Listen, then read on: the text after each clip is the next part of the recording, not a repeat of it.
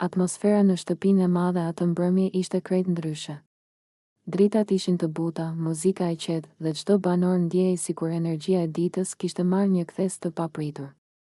Në mes të gjithë atij zhurmimi të lehtë, Bia qëndronte ulur pranë pishinës, duke luajtur me fijet e flokëve, ndërsa buzëqeshte si dikush që e di se ka gjithë vëmendjen e botës. Djemtë e shtëpisë filluan t'i afrohen një nga një, secili me mënyrën e vet. Arjani me shakat e tij të zakonshme, që gjithmonë përpiqej ta nxirrte Bian nga serioziteti.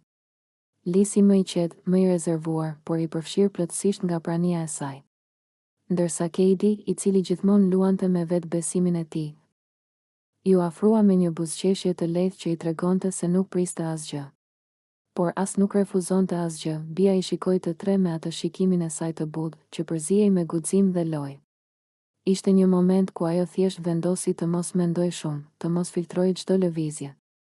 Ajo u ngrit, hapi flokët që i ranë mbi supe dhe filloi t'i përshëndeste djemtë një nga një me një puthje të lehtë në faqe. Ajo puthje lozonjare që ndonjëherë vlen më shumë se çdo gjë tjetër, dhe aty nisi gjithë drama e bukur. Arjani qeshi me zë të lartë dhe tha, po kjo Bia sot na pas ka me zemër të madhe. Lisi u skuq lehtë, si dikush që nuk e priste atë afërsi kaq të ngrohtë. Ndërsa Keidi u shty pak më pranë, si për të provuar nëse Bia do ta harronte. Por ajo nuk e harroi.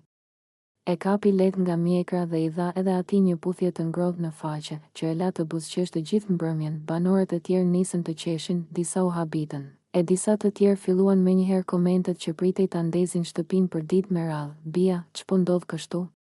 Pyeti njëra nga vajzat, gjysmë me shaka, gjysmë e xhelozuar. Bia ngriti supet, me atë stilin e saj engjëllor, po pse jo? Jam mirë me të gjithë. Po ndaj pak dashuri, dhe pikërisht ajo fjali ndryshoi atmosferën e të gjithëve.